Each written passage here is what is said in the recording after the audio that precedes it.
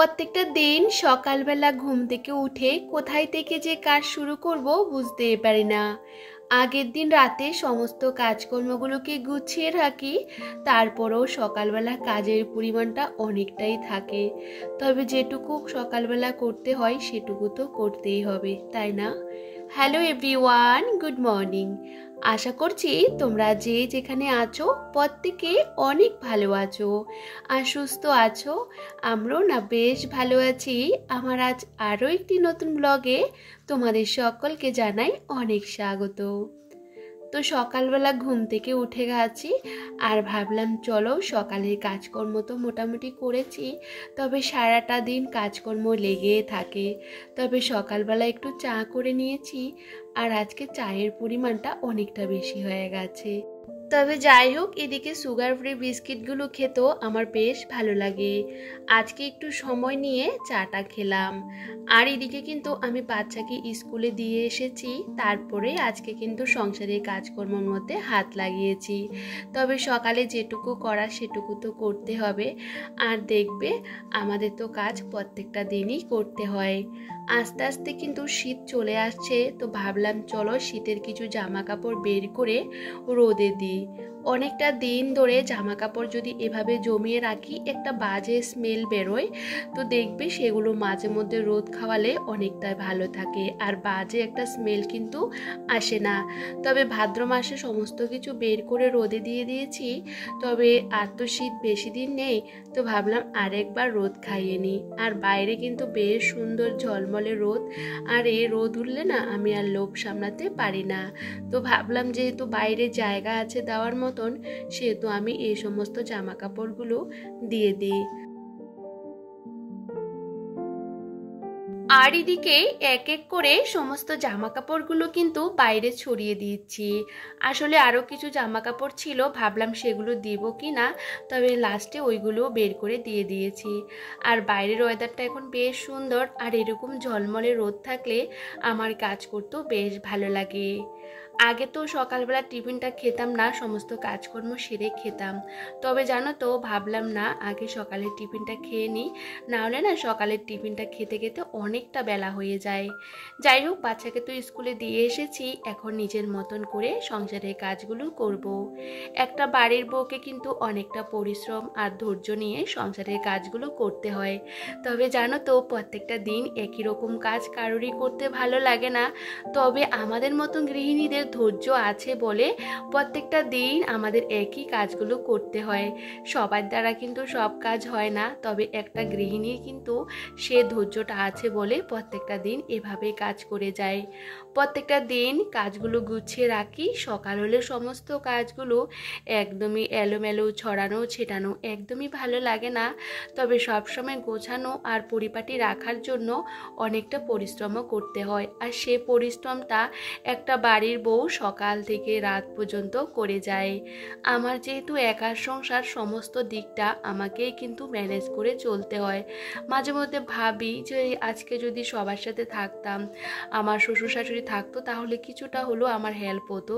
এই যে প্রত্যেকটা দিন কাজকর্ম রান্না বান্না, অনেক সময় মনে করি যে যদি কে একটু রেঁধে বেড়ে খাওয়াতো তাহলে কত না ভালো হতো।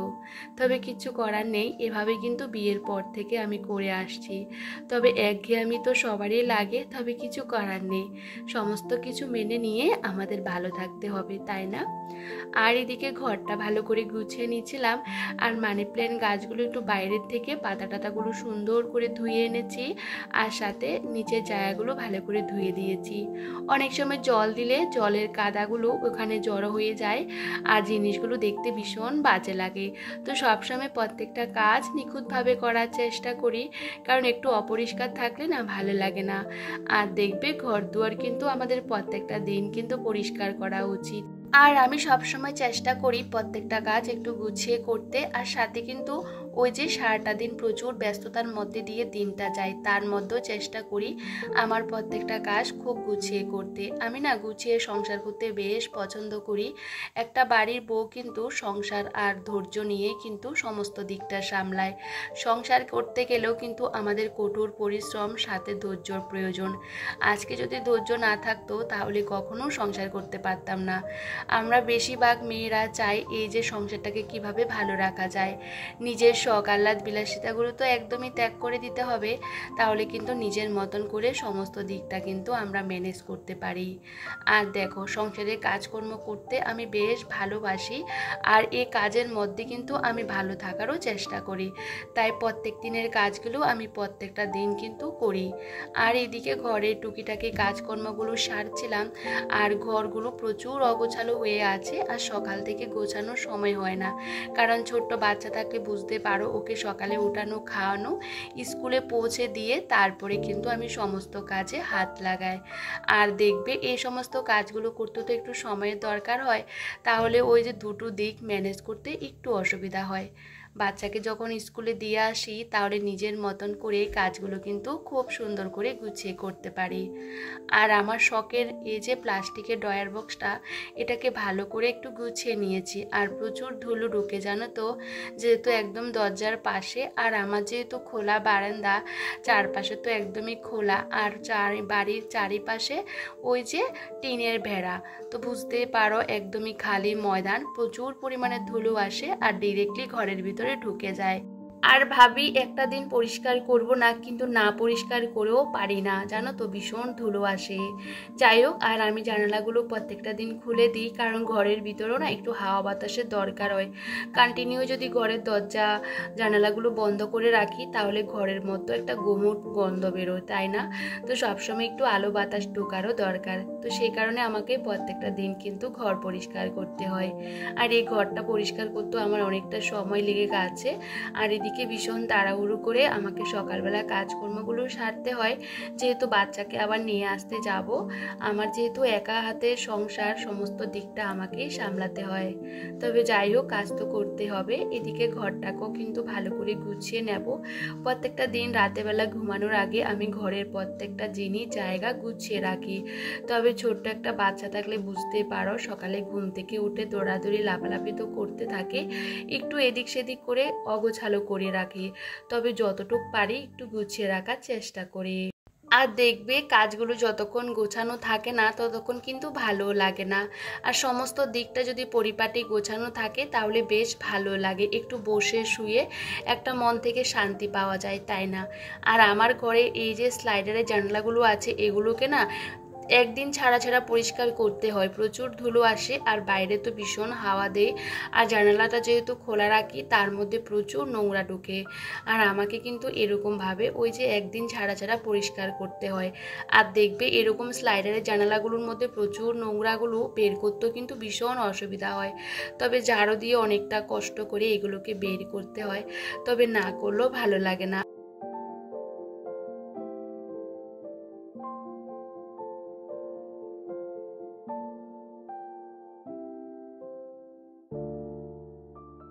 আর এদিকে ঘরের প্রত্যেকটা জায়গা এখন ভালো করে পরিষ্কার করে নেব, একটু তাড়াহুড়ো করে কাজগুলো করতে হয়। তার মধ্যে ভীষণ পরিমাণে হাওয়া দিচ্ছিল, আমাকে বারবার করে ঘরটা ঝাড় দিতে হচ্ছিল। আর আমি কিন্তু একদিন ছাড়া ছাড়া বা দুদিন ছাড়া ছাড়া ফ্রিজের নিচটা এভাবে পরিষ্কার করে নিই, কারণ অনেক সময় ফ্রিজের নিচেও অনেক ধুলো ময়লা ঢুকে পড়ে, কারণ হাওয়ার সাথে তো সমস্ত জিনিসগুলো ওই সমস্ত জায়গার মধ্যে ঢুকে পড়ে। তবে এভাবে পরিষ্কার করে নিই, বেশ সুবিধা হয়। আমি চেষ্টা করি ঘরের প্রত্যেকটা জায়গা, প্রত্যেকটা কর্নার প্রত্যেকটা দিন পরিষ্কার রাখতে, তাহলে কি বলতো, ওই যে কষ্টটা কিন্তু বেশি হয় না। অনেকে কি বলতো, ঘর পরিষ্কার করলে প্রচুর ধুলো ময়লা বেরোয়, কারণ অনেকটা দিন করে যদি আমরা ঘর পরিষ্কার করি তাহলে কিন্তু এরকম হয়। সব সময় যদি আমরা ঘর দুয়ার পরিষ্কার রাখি তাহলে কিন্তু অল্প পরিশ্রমও কিন্তু আমরা সংসারে প্রত্যেকটা কাজ গুছিয়ে করতে পারি। যাই হোক, এই মুহূর্তে বেশ খানিকটা সময় চলে গেছে, বাইরের সমস্ত কাজকর্মগুলো সেরে ঘরটর মুছে চানটা করে ঠাকুর পুজোটাও দিয়ে দিয়েছি। কারণ এদিকে দেখি 10টা বেজে গেছে, তো ভাবলাম ক্যামেরা নিয়ে আর ছোটাছুটি করব না, ঠাকুর পুজোটা দিয়ে দিই, একটু বেরোতেই হবে কারণ বাচ্চাকে নিয়ে আসবো, সেহেতু ভাবলাম চলো পুজোটাও করে নিই আর সকাল সকাল পুজোটা আমি দিয়ে দিই। আর এই যে গোপুসোনাকে একটু খাইয়ে দিয়েছি, সকালের খাবারটা আমি কিন্তু গোপুসকে নিজের হাতে খাইয়ে দিই। যাই হোক এখন বেরোবো, তার আগে ভাবলাম চলো মাথাটার মধ্যে একটু তেল দিই। মাথাটা কীরকম একটা হয়ে আছে, দেখবে শ্যাম্পু করলে মাথাটা একটু চুলগুলো একটু হাওয়াতে উড়ে নাড়াচাড়া করে ভালো লাগে না, আর ভাবলাম চলো ভালো করে একটু বেঁধে নেব। আর জানো তো বন্ধুরা, বিয়ের আগে মেয়েদের লাইফটা থাকে একরকম আর বিয়ের পর কিন্তু অন্যরকম হয়ে যায়। যেরকম আমি বিয়ের আগে একদমই তেল দিতাম না মাথার মধ্যে, আর এখন কিন্তু ভালো করে বেশি করে তেলটা দিই। এই যে একটা চেঞ্জ হয়ে গেছে, এখন নিজের যত্ন একদমই করি না, সবসময় চিন্তা করি সংসারটাকে কিভাবে ভালো রাখা যায় আর ওই যে বাচ্চাকে কিভাবে ভালো রাখা যায়, এই সমস্ত কিছু নিয়ে এখন পড়ে থাকি। আর এখন কিন্তু মাথাটাও ভালো করে টাইট করে বেঁধে নিয়েছি। যাই হোক বাচ্চাকে নিয়ে চলে এসেছি, এসে ওকে একটু খাওয়ালাম, কারণ কি বলতো অনেকটা সকালবেলা স্কুলের টিফিনটা খাওয়ানো হয়, তো সেহেতু ভাবলাম বাড়িতে নিয়ে এসে কিছু একটা খাইয়ে দিই। তো বাচ্চাকে খাওয়ানো হয়ে গেছে, তো আমি এদিকে বসেছি ভাতটা বসিয়ে লতি কাটতে। এগুলো ওই দিন তুলেছিলাম, আজকে 2 দিন রোদে শুকিয়েছি, জানো তো এতটা শুকিয়ে গেছে, এখন কাটতে বসে ভীষণ অসুবিধা হয়ে পড়েছে। যাই হোক এগুলো এখন কেটে নেব, কারণ আজকে এটাই রান্না করব। আর আমার না লতি খেতে বেশ ভালো লাগে, তবে ভেবেছিলাম চিংড়ি মাছ পাবো, কিন্তু আমাদের বাড়ির সামনে আজকে চিংড়ি মাছটা কিছুই আসেনি। ছোট ছোট চিংড়িগুলো দিয়ে কিন্তু এই যে লতি রান্না করলে বেশ ভালো লাগে, তবে বেশি করে একটু আমি পেঁয়াজ কুচি আর সাথে রসুন কুচি দিয়ে এটাকে রান্না করব। আর এটা একটু মাখা মাখা করে রান্না করলে না খেতেও কিন্তু বেশ ভালো লাগে।